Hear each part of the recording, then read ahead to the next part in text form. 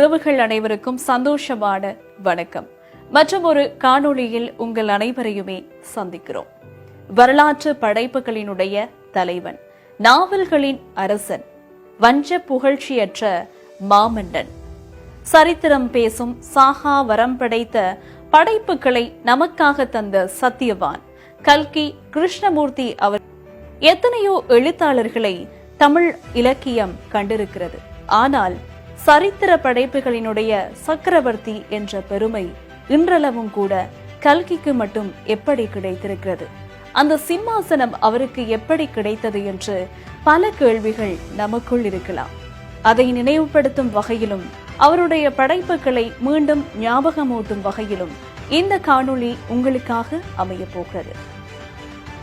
சோழர்களுடைய கனவையும் நரசிம்ம பல்லவனுடைய ஆதிக்கத்தையும், மாமல்லபுரத்தினுடைய அழகையும், காஞ்சி போரையும், யுத்த வியூகங்களையும், ராஜராஜ சோழனுடைய ஆட்சி அதிகாரத்தையும், கரிகால சோழனுடைய வாழ்க்கை, காதல், வரலாறு என்று பல வரலாற்று நாயகர்களை எங்களுக்காக இன்றளவும் காட்டிக் கொண்டிருக்கக்கூடியவர் எங்களுடைய கல்கி அவர்கள். அவருடைய படைப்புகளின் மூலமாக ஒவ்வொரு கதாநாயகர்களையும் இன்றளவும் நாம் கண்டு கொண்டிருக்கிறோம், அதே போல ரசித்துக் கொண்டிருக்கிறோம்.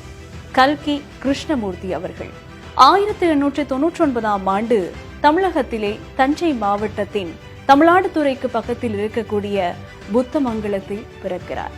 சிறுவயது முதலே புத்தகங்கள் மீதும் அதே போல சுதந்திரம் மீதும் அதிகமான ஈடுபாடு காட்டியவர் கல்கி அவர்கள். ஆகையினால் இவருடைய ஆரம்ப கால படைப்புகள் எல்லாமே சுதந்திர வேட்கை நிரம்பியதாக காணப்பட்டது. அது மட்டுமல்லாது அவர் காந்தியின் கொள்கைகளினால் ஈர்க்கப்பட்டவர். ஆகையினால் இவருடைய எழுதுகோள் எப்போதுமே அரசியல் செங்கோலுக்காக எழுதியது என்று குறிப்பிடலாம்.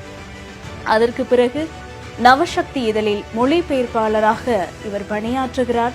அதிகமான புனை பெயர்களோடு அதிக படைப்புகளை தந்தவர் கல்கி அவர்கள். இவருடைய முதல் புனை பெயர் விமலா.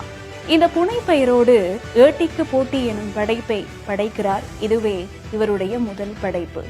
அதற்கு பிறகு மகாத்மா காந்தி அவர்களுடைய சுயசரிதையான சத்திய சோதனையை மொழிபெயர்த்து தமிழில் வெளியிடுகிறார். அதை தொடர்ந்துதான் இவருக்கு நிறைய படைப்புகள் கைவரவும் ஆரம்பிக்கிறது என்று சொல்லலாம்.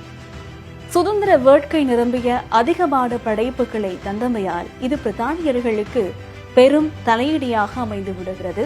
சிறையில் அடைத்து விடுகிறார்கள். சொல்வார்கள் இல்லையா, ஆள் அடங்கலாம், ஆனால் அவன் கொண்ட எழுத்து அதிகாரம் அடங்காது அப்படின்னு சொல்லி சிறையில் இருந்து கொண்டே பல படைப்புகளை நமக்காக தருகிறார்.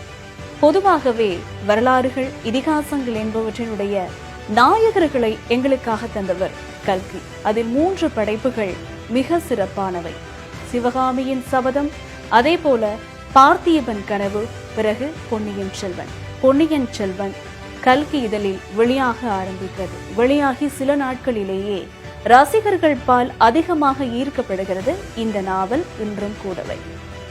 பொதுவாக பெண்களை அழகாக வர்ணிக்கக்கூடிய ஒரு எழுத்தாளர் என்றால் நாம் கல்கியை குறிப்பிடலாம்.